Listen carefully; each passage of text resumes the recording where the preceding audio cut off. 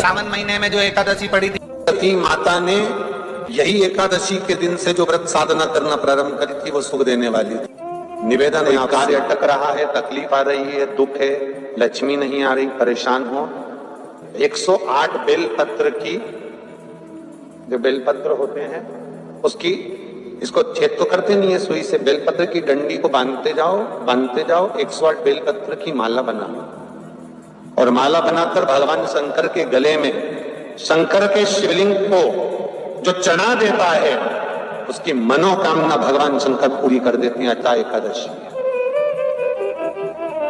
108 बेलपत्र की माला बनाकर शंकर भगवान को समर्पित करी जाती है। माता लक्ष्मी ने भगवान विष्णु को पाने के लिए तुलसी की माला बनाकर समर्पित करी थी, जैसे सती ने शिव को पाने के लिए, कामना को पूर्ण करने के लिए। एकादशी के दिन अगर आप इस पत्ती को यहां से स्पर्श कर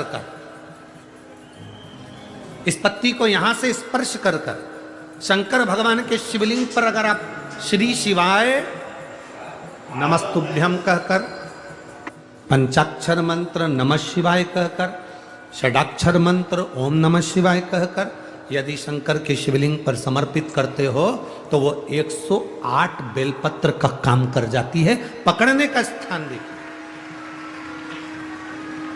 3 शब्द बताए हैं शिव महापुराण में। पहले नंबर का है कर्ण प्रिय, दूसरे नंबर का है वर्ण प्रिय, तीसरे नंबर का है धर्म प्रिय। कर्ण प्रिय शब्द होता है हमें अहंकार उत्पन्न कर देता है। फिर दूसरे नंबर पर शब्द है वर्ण प्रिय, लोगों को लगता है कि मैं, मेरा समाज, मेरा परिवार, इसके आगे कुछ नहीं। तो तीसरे नंबर का जो शब्द है धर्म प्रिय है। हम जिस सनातन धर्म के अंदर जन्म लिए हैं, भारत माँ की गोद में हमारा जन्म हुआ।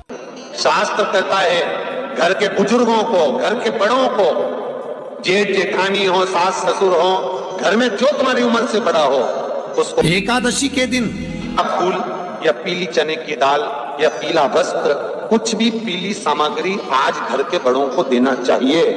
क्यों देना चाहिए? तो शिव महापुराण की कथा कहती है कि जो शुक्ल पक्षी की एकादशी के दिन पीली वस्तु का दान दे देता है, घर के किसी ब्राह्मण को देने नहीं जाना, किसी मंदिर में देने नहीं जाना, आपके ही घर में, आपके ही घर के बड़ों को कोई भी पीली चीज का दान कर सकते। फूल हो, मिठाई हो, कोई अनाज हो, कोई वस्त्र हो, पीली वस्तु का दान दे। क्यों होगा? क्या होगा उससे? शिव महापुराण की कथा कहती है उससे जिंदगी में कभी बड़ी बीमारी प्रवेश नहीं कर। कि भगवान शिव के मंदिर में अगर हम प्रवेश नहीं भी कर सकते, मान लो शंकर के द्वार पर, शंकर की चौखट पर शिव के द्वार हम नहीं पहुंच सकते,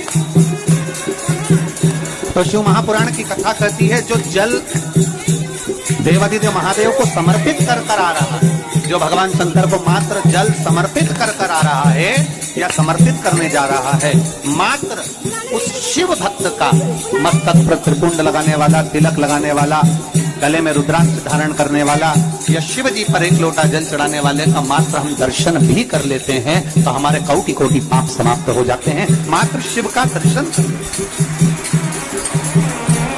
और तेरी कृपा बिना न हिले एक भी अणु, लेते हैं श्वास तेरी कृपा से,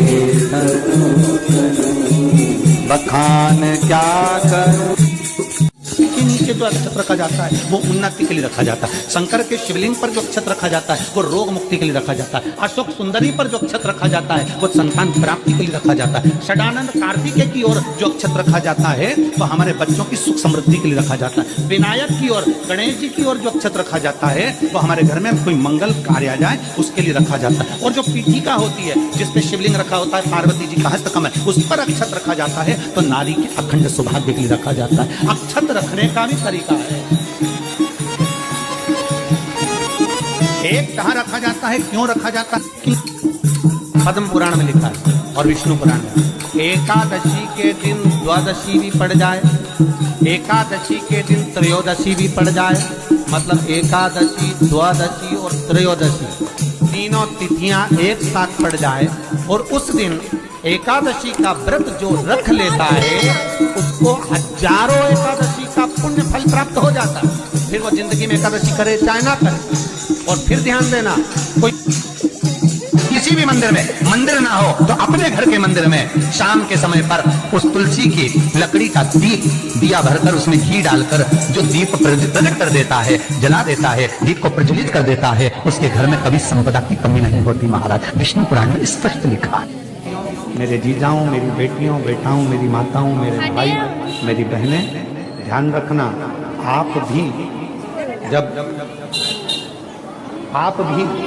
जब भगवान शंकर के मंदिर की ओर एक लोटा जल लेकर जाते हो, आप भी जब भगवान शंकर के मंदिर की ओर एक लोटा जल लेकर आगे बढ़ते हो, तो कभी ये मत सोचना कि हमें कौन देख रहा है, कौन नहीं देख रहा है। तो महापुराण की वायव्य संहिता कहती है, जब कोई मनुष्य भगवान शंकर के शिवालय की ओर बढ़ता है, तब स्वयं त्रिकालदर्शी देवादिदेव महादेव की दृष्टि उस मनुष्य पर होती है। हमारा शास्त्र कहता है कि एकादशी के दिन चावल मत खा, पर द्वादशी के दिन शास्त्र वर्णन करता है कि पहला गासा जो मुंह में जाए वो चावल का जाना चाहिए, तब एकादशी का पुण्य मिलता है। तो शास्त्र क्यों कहता है कि चावल मत खाओ? क्योंकि जीवात्मा धान के खेत में रहती है, चावल के खेत में उसको पटका जाता है। अब कोई चींटी, कोई झिंगुर, कोई जीव उस चावल को खाता है, कोई बिल्ली खाती है, कोई मछली खाती है, कोई जलचर थलचर। एकादशी के दिन